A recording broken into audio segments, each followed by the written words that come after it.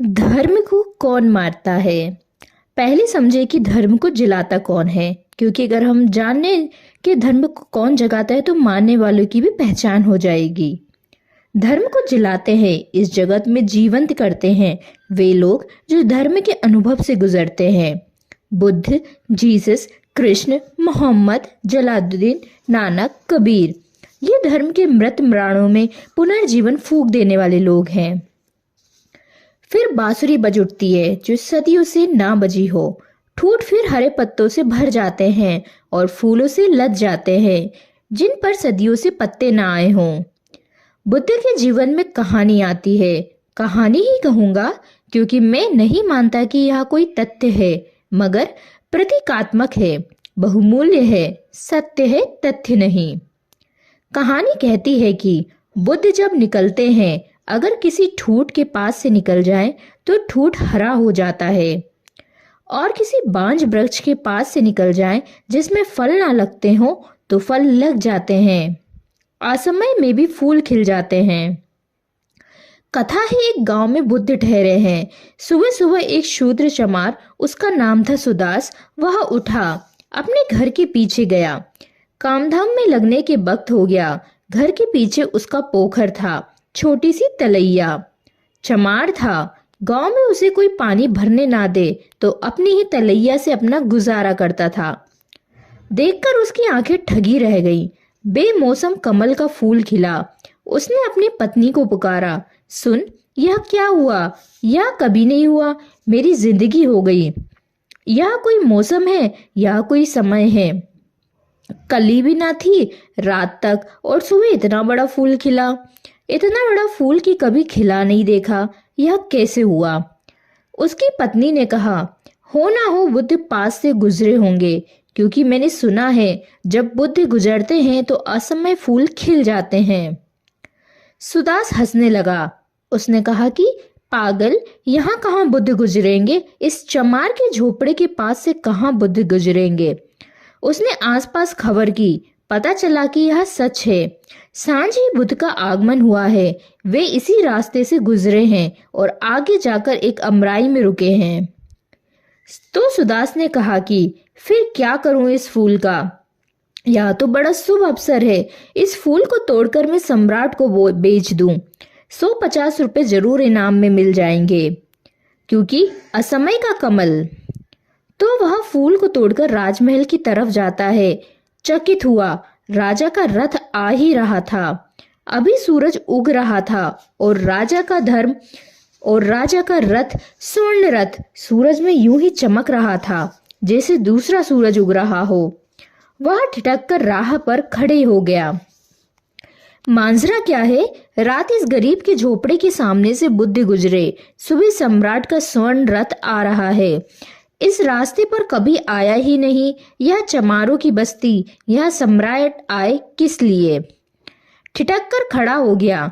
हिम्मत ही ना पड़ी कहने की कि मैं फूल लेकर राजमहल की तरफ आ रहा था, लेकिन रथ खुद ही रुका। सम्राट ने सारथी को कहा, रुको, इस सुदास को बुलाओ।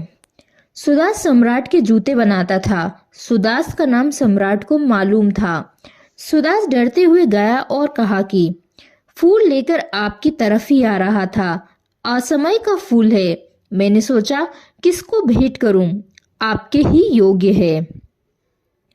सम्राट ने कहा, मांग क्या मांगता है? जो मांगेगा इसके बदले में दूंगा। सुदास ने कहा कि जो आप दे देंगे। नहीं, सम्राट ने कहा, तू मांग, क्योंकि यह फूल मैं बुद्ध को चढ़ाने ले जाऊंगा। तू जो मांगेगा दूंगा। बुद्ध प्रसन्न होकर देखेंगे ऐसे असमय का फूल, इतना सुंदर, इतना बड़ा फूल कमल का। सुदास के गरीब मन में भी एक अमीर चाह उठी कि क्यों ना मैं ही चढ़ा दूं जाकर फूल। रोटी रोजी तो चल ही जाती है, मगर लालच भी मन में उठा कि आज सम्राट कहता है जो मांगना है मांग ले। लेकिन इसके पहले कि वह कुछ कहे, वह सोच रहा था कि कहूं 1000 स्वर्ण असरफिया। हिम्मत नहीं बन रही थी कि 1000 स्वर्ण असरफिया मांग रहा हूं एक फूल के लिए, तो थोड़ा झिझक रहा था। तभी सम्राट के रथ के पीछे ही उसके वजीर का रथ आकर रुका। और वजीर ने कहा, सुदास बेच मत देना, मैं भी खरीदार हूँ, मैं चढ़ाऊंगा बुद्ध को। और सम्राट तो औपचारिकता वश जा रहे हैं, इनको बुद्ध से कुछ लेना देना नहीं है, जाना चाहिए इसलिए जा रहे हैं। मैं बुद्ध का प्रेमी हूँ, इसलिए सम्राट को कहा कि देखे आप बीच में ना आए, आप प्रतिस्पर्धा में ना पड़े। निश्चित ही मैं आपसे कैसे जीतूंगा अगर प्रतिस्पर्धा हो जाए, मगर आप बीच में ना आए, क्योंकि आपके लिए तो सिर्फ औपचारिक है जाना, मेरे हृदय की बात है। सुदास तू मांग, जो मांगेगा मैं दूंगा। सुदास ने सोचा, जब बात यूं है तो अब 1000 असरफिया क्या मांगनी, 2000 असरफिया मांग लूं। मगर उसके जबान न खुले। 2000 असरफिया मांगने में भी बात ज्यादा होती थी। 2000 असरफिया। और तभी नगर सेठ का भी रथ आकर रुका। उसने कहा, सुदास बेचना मत, मैं भी खरीदार हूँ। नगर सेठ तो इतना बड़ा सेठ था कि सम्राट को भी खरीद सकता था। सम्राट को अब जरूरत पड़ती थी तो उससे ही उधार मांगता था। और इस अकेले सम्राट को ही नहीं, आसपास के और बड़े सम्राट भी इस नगर सेठ से धन उधार लेते थे।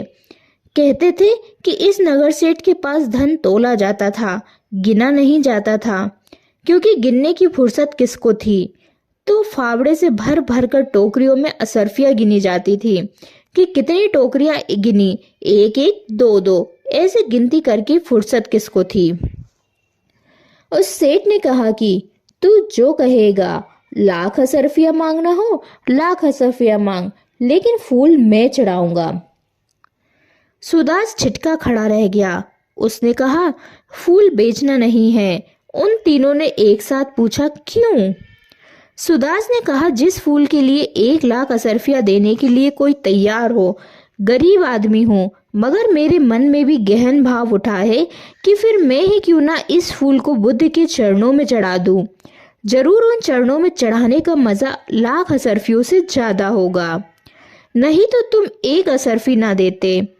नगर सेठ ने उससे कहा, मुझे 1,00,000 असरफिया दे रहे हो, सम्राट राजी है, वजीर राजी है, तुम राजी हो, और मुझे ऐसा लगता है कि अगर गांव में जाऊं तो और भी लोग राजी हो जाएंगे। मुझे इसके जितने दाम चाहिए उतने मिल सकते हैं, लेकिन अब बेचना नहीं है।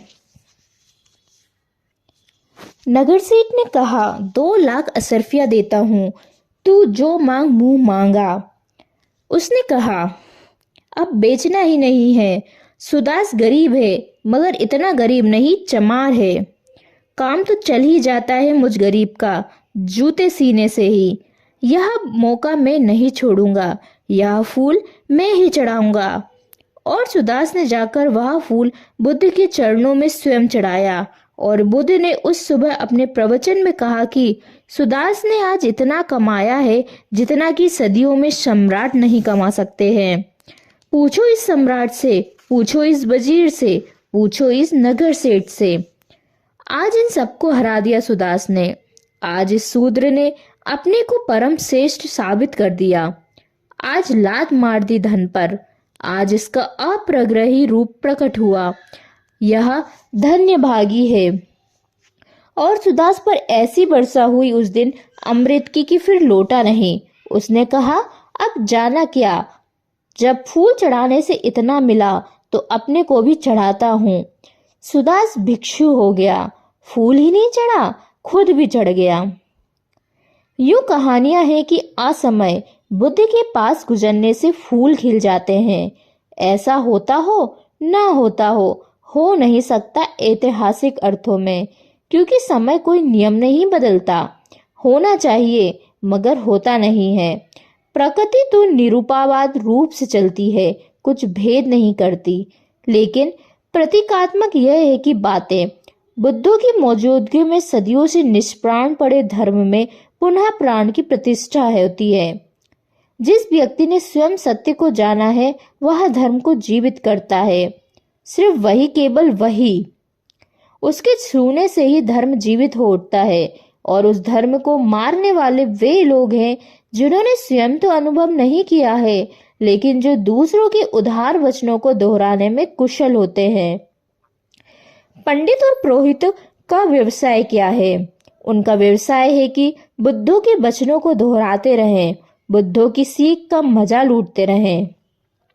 बुद्धों को लगे सूली, बुद्धों को मिले जहर, बुद्धों पर पड़े पत्थर और पंडितों पर, पुजारियों पर, पोपों पर फूल की वर्षा। अभी तुम देखते हो, पोप किसी देश में जाते हैं तो लोग इतने देखने को इकट्ठे होते हैं कि अभी ब्राजील में 7 आदमी भीड़ में दबकर मर गए और जीसस जी को सूली लगी। तब 7 आदमी भी जीसस को प्रेम करने वाले भीड़ में इकट्ठे नहीं थे। 7 यहाँ दबकर मर गए साधारण आदमी को देखने के लिए, जिसमें कुछ भी नहीं है, जिसके पोप होने के पहले कोई एक आदमी देखने न आता था। अभी साल भर पहले जब यह आदमी पोप नहीं हुआ था, किसी को नाम भी पता नहीं था, किसी को प्रयोजन भी नहीं था, लेकिन लाखों लोग इकट्ठे होंगे। इतने लोग इकट्ठे होंगे कि 7 आदमी भी भीड़ में दबकर मर जाए। और यह पहली घटना नहीं है, ऐसी और घटनाएं घट चुकी हैं पहले। कहीं 3 आदमी मरे, कहीं 2 आदमी मरे भीड़ में दबकर। देखने का ऐसा पागलपन। और जीसस को कितने लोग देखने गए थे।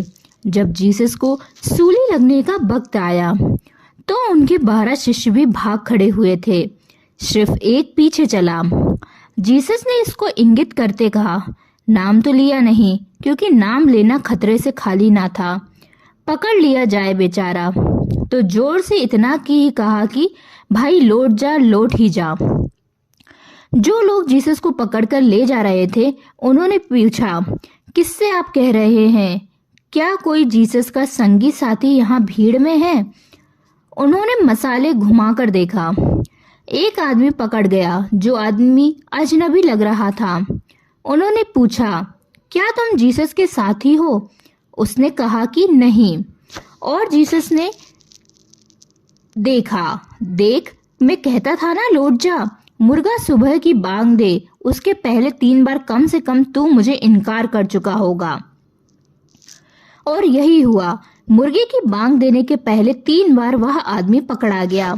दुश्मनों ने बार बार देखा कि कौन है, तो वह हर बार बदल जाए कि मैं तो अजनबी हूँ, बाहर के गांव से आया हूँ, गांव का पता मुझे मालूम नहीं। आप सब गांव की तरफ जा रहे हैं, मसाले हैं आपके हाथ में, तो सोचा मैं भी साथ हो लूं। उन्होंने पूछा, तू पहचानता है यह आदमी कौन है जिसको हम बांधे हैं? उसने कहा, नहीं, कभी देखा नहीं, मैं बिल्कुल पहचानता नहीं, मुझे क्या पता कौन है यह आदमी। क्यों इसको बांध कर ले जा रहे हो? चोर होगा, बदमाश होगा। सुबह मुर्गे की बांग देने के पहले एक से साथ गया था, वह भी इनकार कर गया था।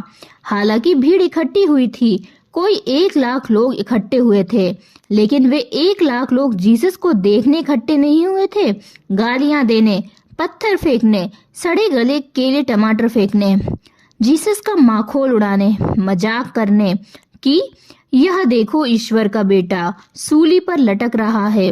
अब पुकारो अपने बाप को, अब कहो अपने बाप से जो आकाश में है, जिसकी तुम बातें करते थे सदा कि अब बचाए।